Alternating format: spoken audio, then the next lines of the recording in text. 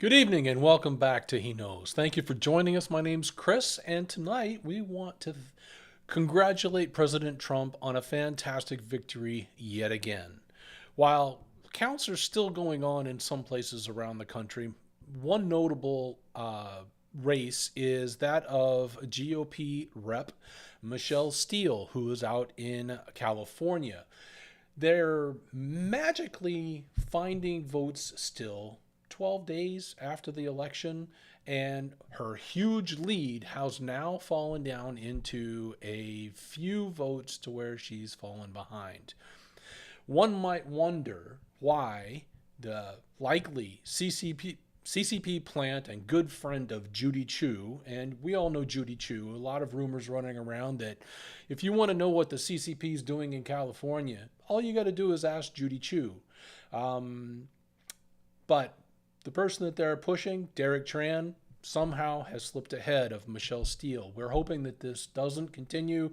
Michelle Steele finds maybe some votes that, or somebody steps in and says, this is ridiculous. This counting has to stop. And you cannot keep counting until you find the victory that you want.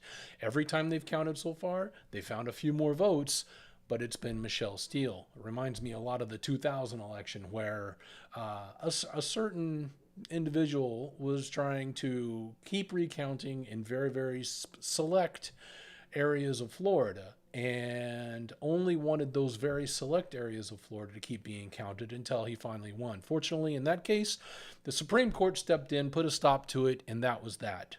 We had President George W. Bush at that point. I think had the other guy won at that point, we would have been in much worse shape.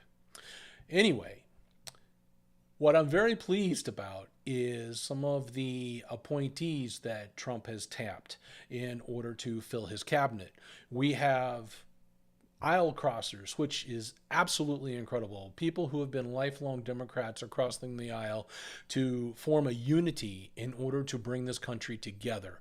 And I hope that's what happens. We have Robert F. Kennedy Jr., who has been tapped to lead HHS, Health and Human Services. We have Tom Homan, who has the most notoriety for putting Alicia Ocasio-Cortez in her place because she didn't know the first thing about what it actually means to be a political asylee and do it correctly. And this happened before Congress. Tom Homan did an excellent job attempting to educate that woman, and I don't think there's a possibility of that actually happening because I don't think she's capable of being educated.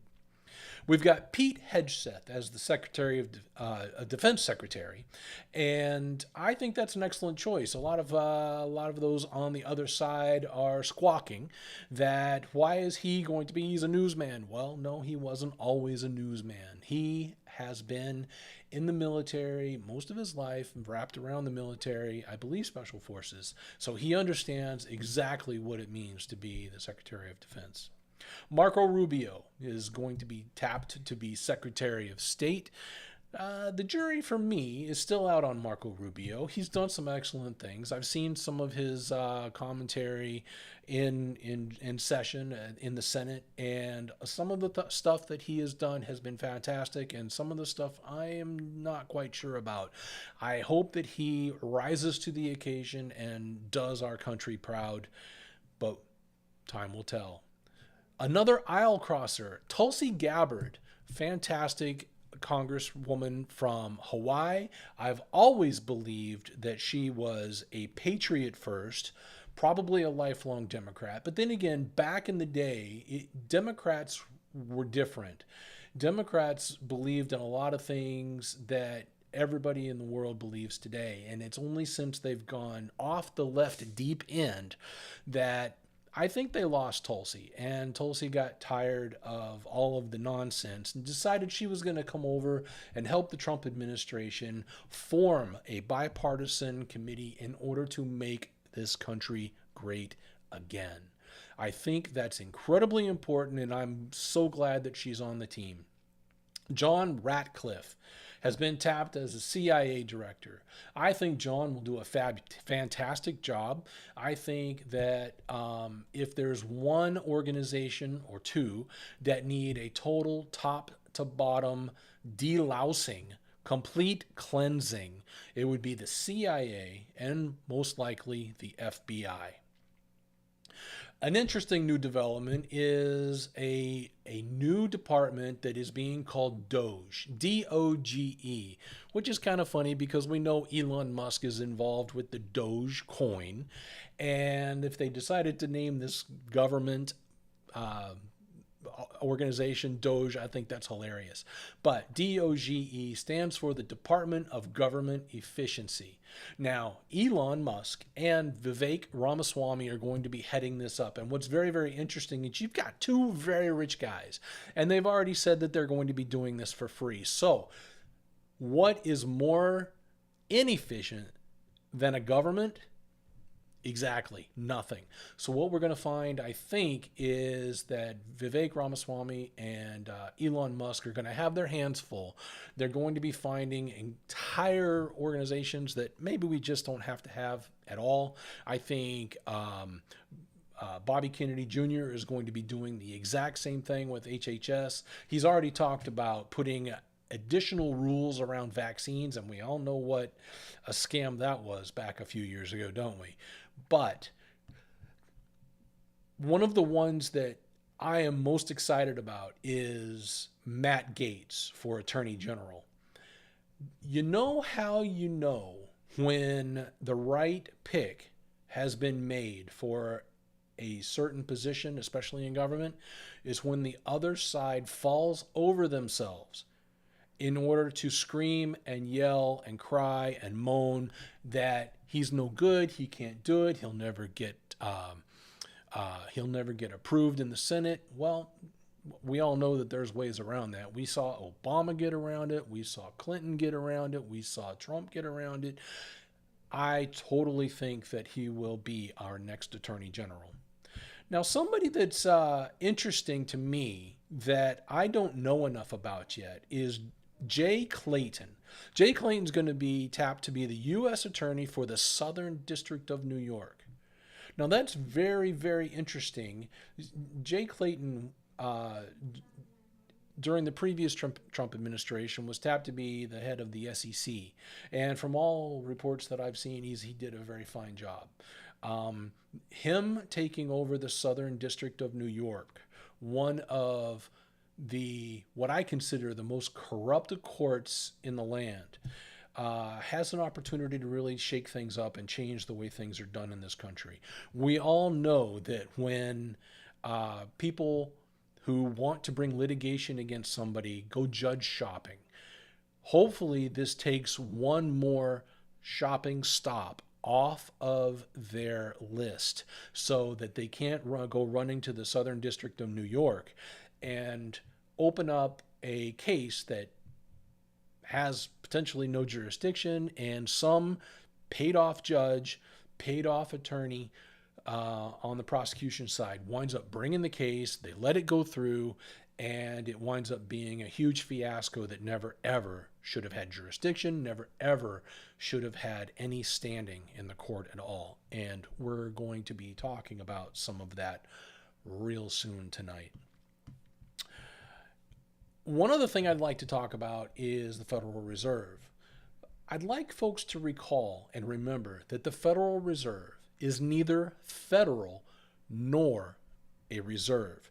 So why do they call it the United States Federal Reserve? Well, it's because they like to trick the American people. The U.S. Federal Reserve is actually a private institution. And unfortunately, it completely controls the United States monetary system. So it is true that Congress has to approve all expenditures. However, the Federal Reserve is the group that maintains interest rates, and that's why we've seen them tricking up over the last several years and very, very recently starting to trickle down. I think they were really trying to help the other side get elected, but fortunately people were way too smart for that. Please keep in mind that the Federal Reserve is not anything other than a private bank that basically controls all the banks in the country. Therefore, we absolutely know that there is nothing that Trump can do at this point about getting rid of Jerome Powell. It's not in the law. The only thing Trump can do is if Jerome Powell were to step down, or I believe Jerome Powell's tenure is up. Every 4 years, you get reappointed or renominated, and Powell was nominated in 2022 by, of course, Biden, and in 2026, Trump will have an opportunity to nominate his own pick. Will the Fed last that long? I don't know. I hope not. I hope the Fed and I hope the IRS both exit stage left and are never to be seen again. How could that happen? Well, I think it's all going to depend on what happens with the Treasury. We don't have a clear picture yet of who's going to head up the Treasury, but I think that's going to be an incredibly interesting scenario that's going to start forming over the next few weeks. So, back to the Southern District of New York. This brings us to the main topic of tonight's show, and that is Miles Guo and how he got into the position that he's in now. We're going to talk about some of it tonight. We're not going to talk about all of it. What we're going to focus on is Miles' early years and then his troubles that he found himself in with PAG, the Pacific Alliance Group. So let's get into it. Miles supported the student movement that culminated in the massacre at Tiananmen Square. He did so by making donations. He did so by being there. And of course, that was the culmination of his first arrest. Before that, though, during the Cultural Revolution, his parents were wound up getting sent to Northwest China. And that's where he ultimately dropped out of junior high school and started in the business world. He started with his brothers. They formed a business and started working on making their careers. Eventually, what that means is that he ended up, eventually getting into real estate. And that's exactly where, after a second arrest for counter-revolutionary crimes that landed him in prison for 22 months, that's exactly what he did. So after he got out of prison in 1991, he ended up forming a real estate company. In 2002, he wound up going to Beijing to look for some additional business opportunities. This is where he found the site that would eventually be Pangu Plaza. Pangu Plaza was an amazing hotel complex that could easily be seen by the Olympic site that was built for the 2008 Olympics. Amazing building structures. The initial building in the structure, the front end of it, the top portion looked like the head of the dragon, and the others looked as if it was forming the body of the dragon. Now, since then, the CCP being so upset with Miles, they wound up horribly defacing this gorgeous building, forever destroying the landscape around the site. It's pathetic what they did, and you can easily find pictures of it now on the internet. But in 2003, Liu Zhihua, and I apologize if I'm not getting these Chinese names correctly, he was the corrupt deputy mayor of Beijing, decided that he wanted to try and take this property away from Miles before it wound up being Pangu Plaza.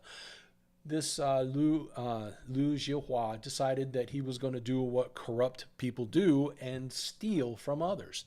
So he attempted to take this away. Now, Miles isn't one to take things lying down. So what happened is that once they determined the site for the 2008 Olympics, that piece of property where Pangu Plaza was going to be built that Miles had acquired, the property value skyrocketed. this prompted a 3-year battle. This battle, at the end of it, Miles ended up the only man to ever take on the CCP and win. And Liu Zhihua ended up going to prison for what he had done to Miles, which is an amazing story. You never ever hear of this kind of thing taking place. Unfortunately, what happened is here we have entering the chief of corruption in China, Wang Qishan. Wang Qishan, his official title was Secretary of Chinese or Central Discipline something something something. It doesn't matter. What it boils down to is he was head thug in chief. And he was very good at his job.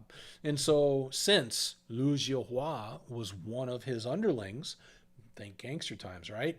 Since Miles wound up putting him away, little Wang decided that he was going to do everything he could to make Miles' life a living hell.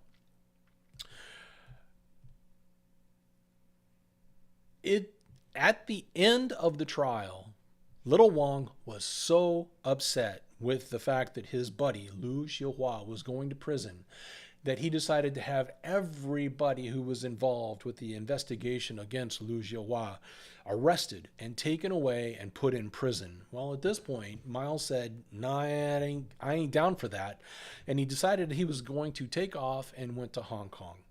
He spent 2015, up through 2015 in Hong Kong. And in January of 2015, Miles' family members and employees were arrested at gunpoint by armed police who actually had live ammunition.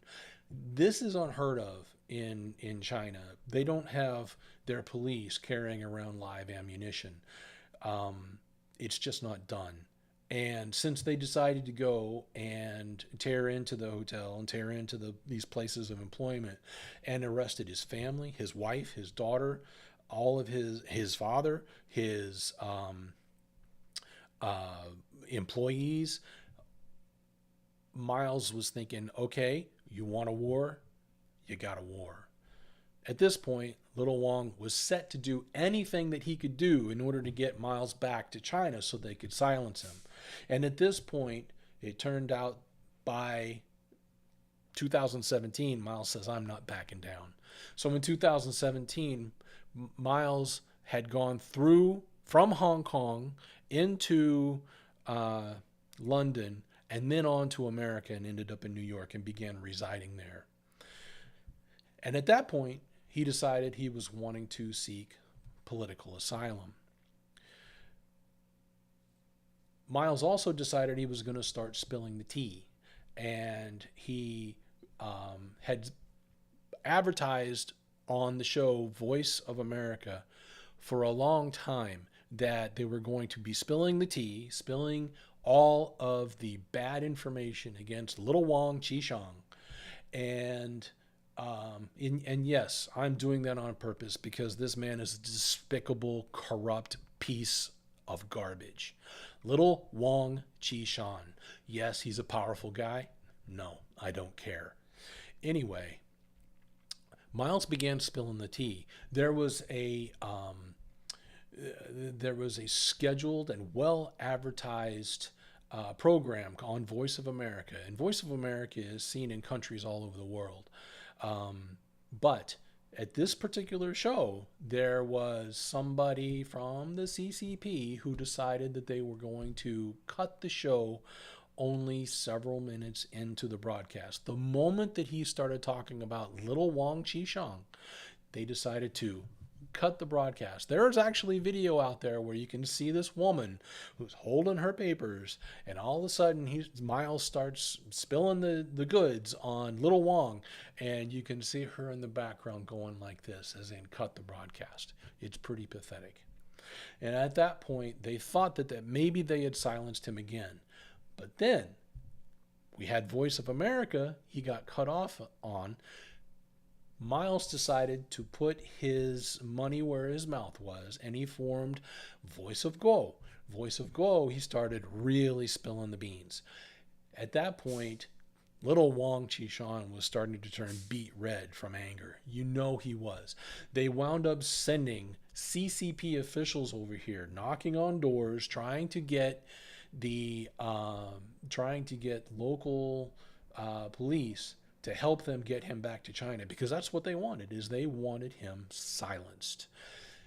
At that point, at one point, the official that came over was stopped at the airport by the FBI and questioned. Unfortunately, at that point, they wound up sending him on his way back to China and never to be seen again on American soil. He had failed, and he probably had some repercussions to pay back by Little Wang, because Little Wang doesn't like his information spread, and he certainly doesn't like people to fail around him.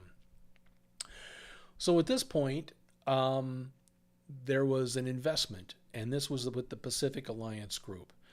And right now, we're going to play a video in Miles' own words with subtitles so you can read along with him. But this video will begin to spell out a little bit of the information about the investment that was done and who the Pacific Alliance Group is. Play it. 战友们，这个他公布的是极少的，大家再看看他在伦敦上市的公布信息，大家你们会吓得睡不着觉。当初在所谓的泰蒙，就是这4个人，那个强奸犯犯罪的打女人的被抓了 ，House， 第2个叫 Chris， 第3个叫伊恩正，第4个是一个很小的人物已经离开了，就这4个人。第1笔投资海南三亚，第2笔盘古，然后就是迅速的跟海航一样，1000天里边搞了上万亿。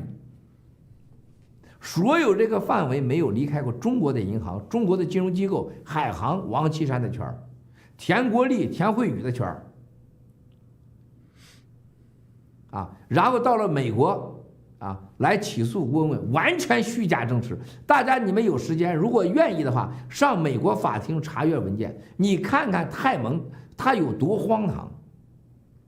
3次申请就是要把我房子冻结了，在共产党追杀我，共产党在造谣我，他和吴增、马云、姜志成，所有这些老板联合在一起对付我郭文贵。战友们，你们想想，谁能顶得住那一轮的袭击啊？强奸犯郭三协、郭三淼，泰蒙查封你房子，熊宪民、梁冠军，郑琦。到门口要追杀，天天要追杀，大门口抗议，郭文贵强奸犯。Now, what's interesting is at the time, China didn't allow external investment in China. The CCP didn't like the competition. They didn't want outside money. They wanted nobody but the CCP to have any say in what happened with Chinese companies. Again, they don't want the competition. They want to be able to tell exactly what has to happen in your business. Now, what happens is if you take the example of Alibaba, for example, and Jack Ma, who you'll hear about also in just a moment, was the face of Alibaba and rose to prominence. Now, what happened with Jack, and I don't know that he's been heard from much lately, but Jack began to really be able to spread his wealth around. Jack made a whole bunch of money with Alibaba. Even though the CCP was still running the show, Jack, of course, was making his money as well. And so he started investing in outside of China. He had land, I believe, in Italy. He had, monster yachts. He had all kinds of things. And what happened then was that the CCP captured him, captured his family, and basically said, you're going to sell all this stuff, and you are going to come back and you're going to do exactly what we say. This is what they do. And this is what Miles would unfortunately have to look forward to if they were able to get him back on Chinese soil. I am certain that if he wound up back on Chinese soil, he would never be heard from again. And this is what we never want to see happen. So again, no outside investment, no anything of that kind. And you could tell from that video that not all of those names that formed Pacific Alliance Group, or PAG, were Chinese names. So where did they come from? Well, obviously, this PAG was formed in Hong Kong and has offices all around the globe. And what they're doing is trying to draw investment from outside sources in, but it's not really an investment, in my thinking, into an actual Chinese company. They're doing these leading alternative investments, which I think leaves a whole layer of definition that needs to be figured out. Up next, we have our second video tonight, and it's going to discuss a little bit more about the lawsuit that we just heard, that as soon as Miles started spilling the beans about little Wang Qishan, that PAG suddenly decided to come over and start shopping for a judge, just like we talked about earlier. And of course, they found the Southern District of New York, who, with the CCP's big BGY plan, found a way to get a judge, and I guess you can imagine how, but found a way to get a judge to allow standing so that they could hear the case. Here we go with video 2. PAG 随便一个公司上市上千亿美元，在 PAG 的对面银行叫中国银行，在这面招商银行 ，PAG 打个电话，你过来，我现在要100亿美元，绝对当天到账。这谁说的 ？PAG 给我说的，说 PAG 想要多少钱有多少钱。PAG 给我的贷款，当时给我们我的家族公司盘古，2006年大家多少钱知道吗？35%的利息。但是你知道他在中国银行贷款是多少钱吗？3.5%。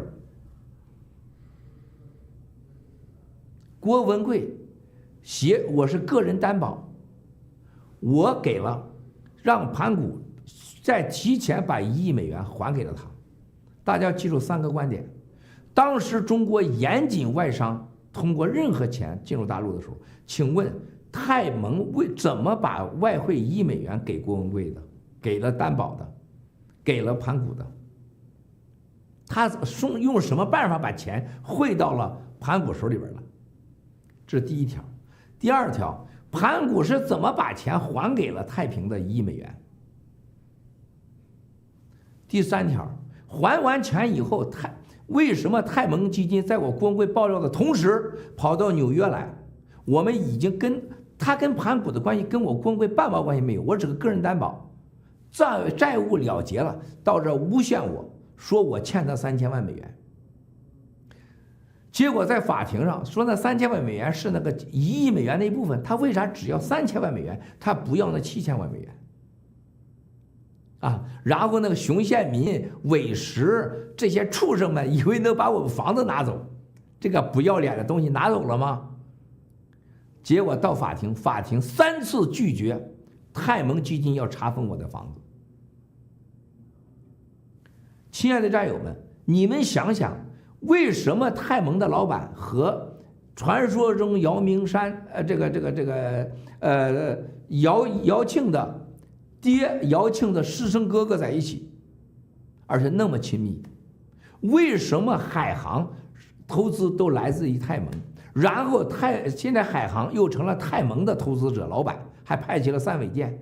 为什么那么多钱都是海航给他的？为什么泰蒙基金能在那么短的时间跟海航一样，跟王岐山的升官速度同一时间从0到1000亿，到10000亿人民币？为什么郭文贵爆料王岐山海航的时候，泰蒙就突然跳出来，完全是诬陷，要查封文贵的房子和资产？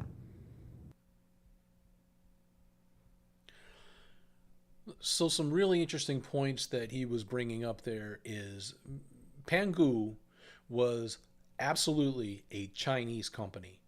PAG, formed in Hong Kong, but also all around the world, was not a Chinese company. How in the world did 100 million get from PAG into Pangu. This is something that really should be looked into at some point. The next thing is, how would something that was done from even Hong Kong to a Chinese company ever have standing in the United States of America? What on earth was anybody at the Southern District of New York thinking in order to allow standing for a case that had nothing to do with anything on American soil? Third, why in the world would a loan, that $100 million loan that was paid off, and Miles was only a co-signer, why would they come and claim $30 million? $30 million in the Southern District of New York. Where in the world did that number come from? What kinds of forgeries of documents did they have to come up with that probably even a fourth grader would be able to tell weren't genuine? And 35% interest? That sounds like gangster points to me, especially when you're talking about a 3.5% bank rate at the time. Now, PAG, who was able to get any amount of money from the Bank of China or the other bank that was mentioned there, how does that happen too? They're not going to want to send money out to an organization unless there is an amazing connection between the Bank of China, between H&A, between PAG, that all centers around little Wang Qishan. Corrupt, corrupt, corrupt. This is why it is so important that Trump's appointees take everything about this time in history seriously. This team has a huge job ahead. This team must dismantle the deep state, and, as Steve Bannon has definitely said to us in the past, play it. For 1 second, I'd just like to give a to Miles Guo and the team, New Federal State of China, take down the CCP. Take down the CCP. I gotta get Miles a song. Take down the CCP. Take down the CCP.